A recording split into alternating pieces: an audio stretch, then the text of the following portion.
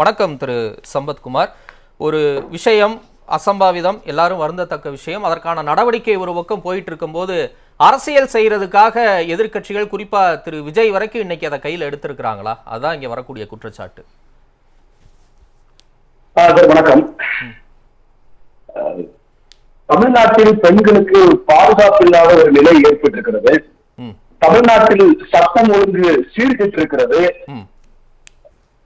பள்ளி கல்லூரிகளில் படிக்கக்கூடிய மாணவிகள் தங்களுடைய கல்வியில் கவனம் செலுத்த முடியாமல் எப்போ எங்க என்ன நடக்கும் அப்படிங்கிறது தெரியாத ஒரு அச்சத்துல இருக்கிறாங்க. அப்படிங்கிறத உணர்ந்துதான் எங்களுடைய தமிழக வெற்றி கழகத்தினுடைய தலைவர் தலைவர் விஜய் அவர்கள் இன்றைக்கு காலையில் ஒரு கடிதத்தை எழுதியிருக்கிறார். அதில் நான் உங்களுக்கு அண்ணனாகவும் அரணாகவும் இருக்கிறேன், இதை பற்றியும் கவலை கொள்ளாமல் கல்வியில் கவனம் செலுத்துங்கள் சொல்லி ரொம்ப நேர்மறையா ஒரு கடிதத்தை எழுதி, அந்த கைப்பட எழுதிய கடிதத்தை நாங்க நகல் எடுத்து தமிழ்நாடு முழுவதும் இருக்கக்கூடிய கல்லூரி வாயில்களையும் பொதுமக்கள்கிட்டையும் அந்த கடிதத்தை மாணவிகள்கிட்டையும் பொதுமக்கள்கிட்டையும் கொண்டு போய் சேர்க்கணும்னு சொல்லி இன்னைக்கு நாங்க களம் இறங்கிய போது தமிழ்நாடு அரசினுடைய திமுக அரசினுடைய அழுத்தத்தின் காரணமாக எங்களுடைய தோழர்கள், குறிப்பாக எங்களுடைய பொதுச்செயலாளர்கள் கைது செய்யப்பட்டிருக்கிறார். அந்த பொதுச்செயலாளர் கைது செய்யப்பட்டதை கண்டித்து தமிழ்நாடு முழுவதும் இருக்கக்கூடிய தமிழக வெற்றி கழகத்தினுடைய தோழர்கள் இன்றைக்கு அந்தந்த ஊர்களில் நாங்கள் களத்தில் இறங்கி போராடி கைதாக இருக்கிறோம். நான் கூட இப்பொழுதுதான் கோவில்பட்டி அண்ணா பேருந்து நிலையத்துக்கு முன்பு பொதுச்செயலை விடுதலை செய்ய வேண்டும் என்கின்ற கோரிக்கையோடு நாங்கள் பேருந்து நிலையத்துக்கு முன்பாக சாலையின் ஓரமாக அமைதியாக ஜனநாயகத்தில் போய் போராடினோம். ஆனால் கோவில்பட்டி மேற்கு காவல் நிலையம் எங்களை கைது செய்யும் பொழுது வலுக்கட்டாயமாக ஏதோ ஒரு பெரிய ஒரு குற்றச்செயலில் ஈடுபட்டவர்களை போல எங்களை என்னையும் என்னுடைய கோவில்பட்டி சட்டமன்ற தொகுதி பொறுப்பாளர் தம்பி சுரேஷ் சத்யாவையும் நெருக்கி பிடித்து கைகளை காயம் வரக்கூடிய அளவுக்கு எங்களை தள்ளி அத்தனையும் காணொலி காட்சியை நான் உங்க நிருபருக்கு அனுப்பியிருக்கிறேன். அந்த வகையில எங்களை நடத்திய விதம் இருக்கு. அதற்கு பிறகு ஒரு மண்டலத்தில் அடைச்சதுக்கு அப்புறம் 6:30 வரைக்கும் கிட்டத்தட்ட 30 பேருக்கு மேல நாங்கள் போராட்டத்தில் ஈடுபட்டோம். அந்த 30 பேர்ல கடிபாதி பெண்கள் அதில் கை குழந்தை வச்சு ஒரு தங்கை வந்து அந்த போராட்டத்தில் கலந்துகிட்டா. ஆனா 6:30 வரைக்கும் அந்த போராட்டத்தில் ஈடுபட்டவர்கள் கல்யாணத்த மண்டலத்தில் அடைச்சு எங்களை அச்சுறுத்தக்கூடிய வகையில இந்த திராவிட முன்னேற்ற கழக அரசு வந்து இன்னைக்கு நடந்து கொண்டிருக்கிறது. காவல்துறை அவர்கள் கட்டெடுத்து விட்டு எங்களுக்கு அச்சத்தை ஏற்படுத்தக்கூடிய வகையில நடந்து கொண்டிருக்கிறார்கள்.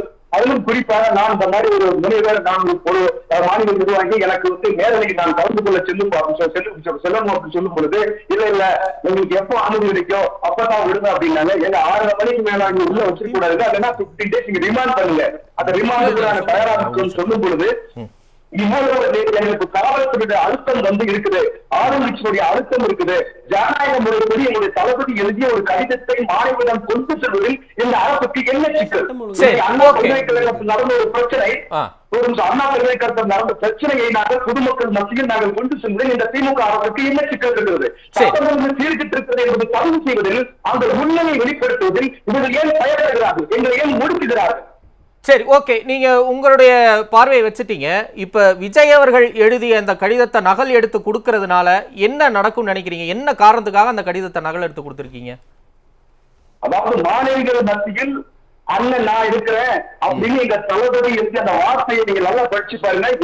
இல்ல எனக்கு தெரியுதுங்க, இல்ல அண்ணனாகவும் அரணாகவும் நான் இருப்பேன், யாரிடம் சென்று நியாயம் கேட்பது, ஓகே நான் புரிஞ்சுக்கிறேன். இல்ல ஒன்னே ஒண்ணுதான். இப்ப இந்த கடிதத்தை திரு விஜய் அவர்கள் கைப்பட எழுதிய கடிதத்தை நகல் எடுத்து கொடுக்கறதுனால பாதிக்கப்பட்ட அந்த மாணவிக்கு என்ன நியாயம் கிடைக்கும்? இல்ல விஜய் அவர்களின் கடிதம் போய் சேர்வது உங்களுக்கு நோக்கமா, இல்ல அந்த பாதிக்கப்பட்ட மாணவிக்கு நியாயம் கிடைக்கணுங்கிறது உங்க நோக்கமா? ரெண்டுமே இருக்குது. அதாவது பாதிக்கப்பட்ட மாணவிக்கு நியாயம் கிடைப்பதற்கு நாங்கள் முறைப்படி அனுமதி வாங்கி போராட்டம் நடத்துவதற்கு திட்டமிட்டு இருந்தோம். அதற்கு முன்பாக மாணவிகள் மத்தியில் ஒரு நம்பிக்கையை விதைக்க வேண்டும். உங்களுக்கு தமிழக வெற்றி கழகத்துடைய தலைவர் அண்ணன் விஜய் அவர்கள் ஆதரவாக இருக்கிறார் என்கின்ற ஒரு நம்பிக்கையை விதைக்கிற வேலையை முதலில் செய்கிறோம், களத்தை தயார் செய்கிறோம். அதே நேரத்தில் நீங்க முதல்ல பாதிக்கப்பட்ட மாணவிக்காகத்தானே களத்துல இறங்கி இருக்கணும், அதுக்கப்புறம் தானே விஜய் உங்க கூட நிக்கிறாரு அப்படிங்கறத நீங்க சொல்லி இருக்கணும். அப்ப உங்களுடைய நோக்கம் விஜயனுடைய கடிதத்தை கொடுக்கிறது தான் அந்த மாணவிக்கான நியாயத்தை பெற்று தருவதில்லைன்னு அர்த்தம் வராதா? இல்லைங்க சார், அப்படி நீங்க எடுத்துக்க முடியாது. அதாவது தமிழ்நாடு முழுவதிலுமே மாணவிகளுக்கு அச்சுறுத்தல் இருக்குது. ஒவ்வொரு கல்வி நிலையங்களிலும் பொது இடங்களிலும் ஒவ்வொரு ஊர்லயும் நீங்க எடுத்துட்டீங்க அப்படின்னா அந்தந்த ஊர்கள பிரச்சனை இருக்குது. ஆனால் எல்லா இடங்களும் நாங்க முன்னோடு நிற்கிறோம் அப்படிங்கிற ஒரு விஷயத்தை சொல்லிட்டு அதே நேரத்துல நாளை நாங்கள் வந்து போராட்டம் நடத்துவதற்காக நாங்கள் இந்த பாதிக்கப்பட்ட மாணவிக்கு நியாயம் கிடைக்க வேண்டும் என்று அனுமதி பெற்ற போராட்டத்தை நடத்த வேண்டும், மனித சேவை நடத்த வேண்டும், தேவை நடத்த வேண்டும் என்று திட்டமிட்ட இந்த சமயத்துல தவறு நீட்ட ஒரு கடிதத்தை வெளியிட்டதில் ஒரு பெரிய தவறு இருக்குது. அது என்ன சிக்கல் வந்த அது நீங்க கேளுங்க, ஒன்னும் பிரச்சனை இல்ல. ஜனநாயக நாட்டுல நீங்க இந்த கேள்வி எழுப்பலாம், விமர்சனம் வைக்கலாம், அதுல மாற்று கருத்து இல்ல. என்னோடது நீங்க செய்யற போராட்டத்தின் அந்த வடிவம் குறித்து தான். ஒண்ணும் இல்ல, இப்ப அந்த பொண்ணுக்கு யாரிடம் போய் நியாயம் கேட்பது, அண்ணனா அரணா நிக்கணும் அப்படின்னு சொல்றாரு. இன்னைக்கு அதிமுக தரப்புல இருந்து பாஜக தரப்புல இருந்து உயர்நீதிமன்றத்துல மனு தாக்கல் செய்யப்பட்டு தான் அந்த பெண்ணுக்கான இழப்பீடுல இருந்து பல ஆர்டர் கிடைக்க முடிஞ்சது. ஒண்ணு சட்ட ரீதியா போராடி அந்த விஷயத்தை பெற்றுக் கொடுக்கலாம். ஆளுநரை போய் சந்தித்ததுனால என்ன அந்த பெண்ணுக்கான நீதி கிடைச்சிருக்கு, இல்ல நீங்க இப்ப அந்த கடித நகலை கொடுப்பதனால என்ன நீதி கிடைச்சிருக்குன்னு நினைக்கிறீங்க? இல்ல சரிப்பா, நீங்க சொல்ற மாதிரி ஆளுநரை சந்திக்கும் போது கொடுத்த செய்திகள் என்னென்ன நீங்க பாத்துருக்கீங்க. 3 விஷயத்தை என்னோட தளபதி ஆளுநரும் ஒப்படைத்திருக்கிறார். நம்பர் 1 தமிழ்நாட்டில் சட்டம் ஒழுங்கு சீர்கெட்டிருக்கிறதுங்கிற ஒரு விஷயத்தை பதிவு செய்திருக்கிறார். 2வது நீங்கள் கேட்ட விஷயத்தை ஒரு அரசியல் சட்டத்துக்கு உட்பட்டு ஆளுநரிடம் 2வது கோரிக்கை என்ன வைக்கிறாரு, பாதிக்கப்பட்ட பெண்ணுக்கு நியாயம் கிடைக்கும் போராடுறது. 3வதா பெண்கள் புயலில் பாதிக்கப்பட்ட மக்களுக்கு நிவாரண உதவி தமிழ்நாடு அரசு கேட்ட நிதியை ஒன்றிய அரசு வழங்க வேண்டும் 3வது கோரிக்கையை வைக்கிறாரு. அப்ப 2வது கோரிக்கையில நீங்க கேட்ட விஷயம் இருக்குது இல்ல, அது ஆளுநர்கிட்ட கொடுத்தது என்ன தப்பு இருக்குது? அவர் சட்டத்தால் அங்கீகரிக்கப்பட்ட ஒரு நபர் கிடையாதா? அவர் இதுக்கு முன்னாடி இதே திராவிட முன்னேற்ற கழக அரசு எதிர்க்கட்சியாக இருக்கின்ற பொழுது எத்தனை முறை ஆளுநரை சந்தித்து அவர் மனு கொடுத்திருக்கிறார்கள். இல்ல ஒண்ணும் இல்ல திரு சம்பத்குமார், இல்ல என்னோட நினைவு சரினா தமிழக வெற்றி கழக வெற்றி கொள்கை திருவிழால நீங்க தான் அந்த கொள்கை பிரகடனம் எல்லாம் படிச்சீங்க. அதுல மாநில உரிமை 11வது அந்த தீர்மானத்துல நீங்க சொன்னது, எதிர்க்கட்சிகள் ஆளக்கூடிய மாநிலங்கள்ல ஆளுநர்கள் அரசமைப்பு சட்டத்தை மீறி செயல்படுகிறார்கள், எனவே ஆளுநர் பதவி தேவையில்லை அப்படிங்கிற ஒரு நிலைப்பாட்டை எடுத்தீங்க. இங்க எதிர்க்கட்சி தான் ஆளுது. ஆளுநர் RN ரவி மத்திய அரசால நியமிக்கப்பட்ட ஒரு ஆளுநர் தான். அவர்கிட்ட போய் நீங்க கொடுக்கிறது நீங்க சொன்ன அந்த கொள்கைக்கும் இப்ப நீங்க செய்யறதுக்கும் முரணா இல்லையா? நீங்க தான் அதை படிச்சீங்கன்னு நான் நினைக்கிறேன்.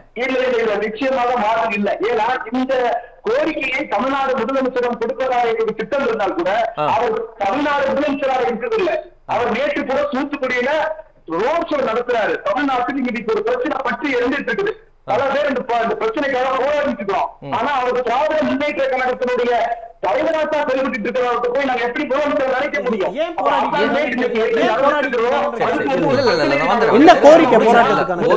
முதலமைச்சர்கிட்ட போக முடியாது. ஏன்னா முதலமைச்சராக இல்ல. அவர் எங்களுடைய வறுமையினால் பயந்து போய் ரோட் ஷோ நடத்தி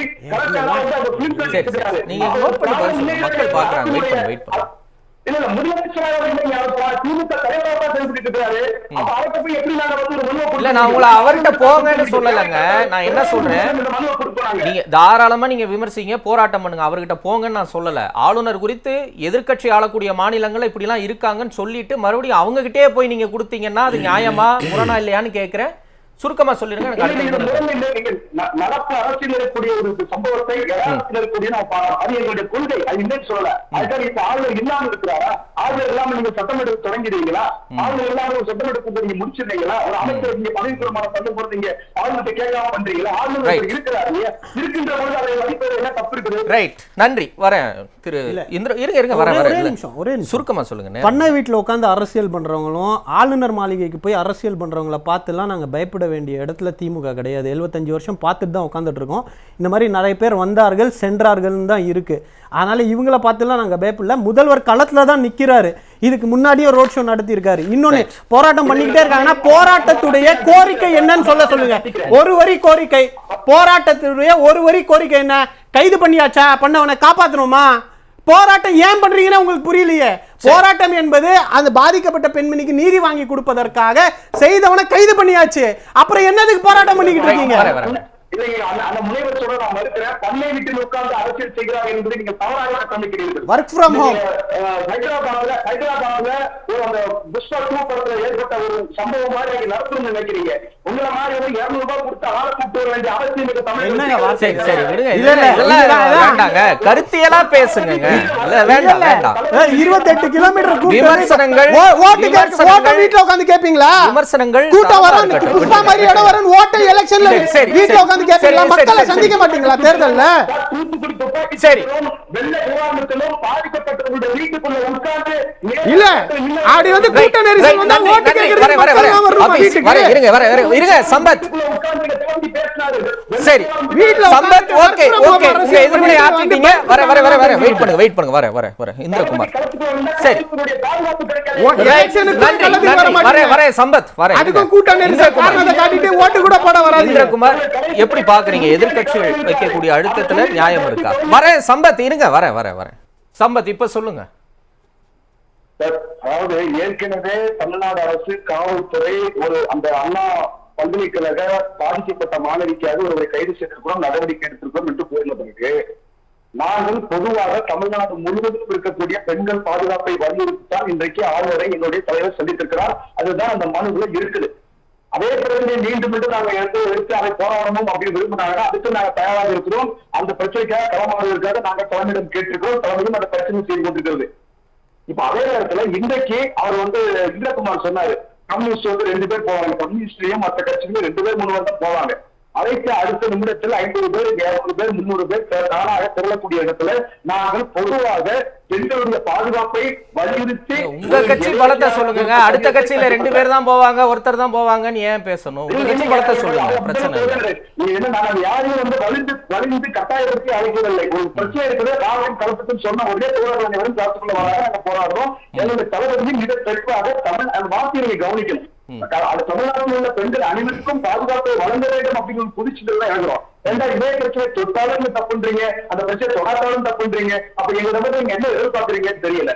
ஆனா பாதிக்கப்பட்ட பெண்ணுக்கு நீதி கிடைக்க வேண்டும் என்பதெல்லாம் எங்களுக்கு எந்த விதமான மாற்று கருத்தும் கிடையாது. அதற்கு ஜனநாயகத்தில் போராடுவதற்கு நாங்கள் தயாராகி கொண்டிருக்கிறோம். அதே நேரத்துல பொதுவாக பெண்களுக்கு ஒரு நம்பிக்கையை கொடுக்க வேண்டும். பொதுவாக பெண்களுக்கு பாதுகாப்பு தமிழ்நாட்டில் இல்லை என்பதை வெளிப்படுத்த வேண்டும் என்பதுதான் இன்னைக்கு நாங்கள் செய்தியா சொல்லியிருக்கோம். ஆனா அதை செய்தியை வெளியிடாம ஒரு ஜனநாயகத்துக்கு விரோதமாக இதை அடிப்படை உரிமைகளை படிக்கிற மாதிரி நடந்துக்கும் போது நாங்கள் எப்படி அரசு பண்ண முடியும்? அதே நேரத்துல இன்னைக்கு பொதுச்செயலரை கைது பண்ணிக்கிறீங்க. பொதுச்செயலரை கைது பண்ண உடனே ஏன் ரிலீஸ் பண்ணீங்க? ஏன்னா இன்னைக்கு பொதுச்செயலாளருடைய தலைவருடைய பிரதிநிதி எவ்வளவு கூட்டம் முடிச்சு நீங்க பாருங்க. ஏற்கனவே நீங்க கேட்கலாம் பதில் அவர்தான். ஏன் தலைவருடைய பிரதிநிதியாக பொதுச்செயலர் வராது? ஏன் பொதுச்செயலருடைய அந்த களப்பணியை நீங்க கண்டுக்கு காட்டில் நிறுத்த மாட்டீங்க? ஏன் தமிழ்நாடு உங்களுடைய தோழர்கள் களத்தில் இறங்கி போராடி களத்தில் நிறுத்த மாட்டீங்க? மழை வெள்ளத்துல எங்களுடைய தோழர்கள் இடுப்பளவு தண்ணீர் இருந்து பாதிக்கப்பட்ட மக்களுக்கு நிவாரணம் கொடுத்தாங்க, அதையே நீங்க கணக்கில் எடுத்துக்கல. இப்படி ஒரு தலைவராக களத்தில் இறங்கும் அப்படின்னா தலைவருடைய உத்தரவு இல்ல. சம்பத், புசி ஆனந்துக்கு ஓட்டு போடுவாங்களா, விஜய்க்காக ஓட்டு போடுவாங்களா? சொல்லுங்க, யாருக்கு ஓட்டு போடுவாங்க? புசி ஆனந்த தான் கணக்கில் எடுத்துக்கணுமா? சொல்லுங்க. பொதுச் செயலாளர் என்பது அது பொதுச் செயலாளர் இருக்கட்டுங்க, அது பிரச்சனை இல்ல. விஜய் தானே அந்த கட்சியின் முகம். விஜய்க்காகத்தானே நீங்க எல்லாரும் இப்போ இவ்வளவு நேரம் பேசுறீங்க, நீங்க ஆதங்கப்படுறீங்க. ஓகே, நான் ஒத்துக்கிறேன், அது கட்சி உறுப்பினரா நீங்க பண்ணுங்க, அதுக்கு உங்களுக்கு உரிமை இருக்கு. அதுக்காக இவர் போனா போதாதா, அதை எடுத்துக்க மாட்டீங்களா அப்படின்னா அது எப்படி சரியான வாதமா இருக்கும்? அடிப்படை புரியாமல் திரும்ப திரும்ப ஒரு விஷயத்தை பேசுறது அர்த்தமே இல்லை. அவர் முதல்ல பிப்ரவரி 2ஆம் தேதி 2024 கட்சி ஆரம்பிக்கும் போது நாங்கள் ஏற்கனவே ஒத்துக்கொண்டு அந்த சினிமா படப்பிடிப்புகளை முடித்து விட்டு வெளியிடறதா சொன்னதுக்கு அப்புறம் அது ஒரு தொழில்முறை ஒரு ப்ரொஃபஷனல் எத்திக்ஸ் சார். இவ்வளவு பெரிய பாலியல் வன்கொடுமை நடக்குது, படத்தை முடிச்சுட்டு வருவோங்கிறது லாஜிக்கா இருக்கும். ஒண்ணு இல்லைங்க, ஆளுநர் மாளிகைக்கு எதிர்த்தாப்புலதான அண்ணா பல்கலைக்கழகம் இருக்கு. அங்க கூட ஏதாவது ப்ரொடெஸ்ட் பண்ணியிருந்தாருன்னா இன்னைக்கு தமிழக அரசியலே புரட்டி போடக்கூடிய ஒரு நபரா விஜய் மாறி இருப்பாரு. இல்ல குறைந்தபட்சம் பத்திரிகையாளர்களை சந்திச்சிருந்தா கூட அது ஒரு பெரிய நியூஸ் ஆயிருந்திருக்குமே. ஒரு அறிக்கையை வெளியிடுறதுக்கு இவ்வளவு நீங்க தடை பண்றீங்க. எங்க தலைவர் வெளியில வந்திருந்தாங்க, இன்னைக்கு தமிழ்நாட்டுல மிகப்பெரிய அளவுக்கு சட்டம் ஒழுங்கை செய்யறது அந்த அளவுக்கு காவல்துறை ஒத்துழைப்பு கொடுக்க மாட்டாங்க. பெருமளவுக்கு பப்ளிக்குடைய லா அண்ட் ஆர்டர் பாதிக்கப்பட்டிருக்கும். தலைவர் வெளியே வரும் இன்னைக்கு எந்த மாற்று இல்லை. அவர் முழுநேர அரசியல்வாதி.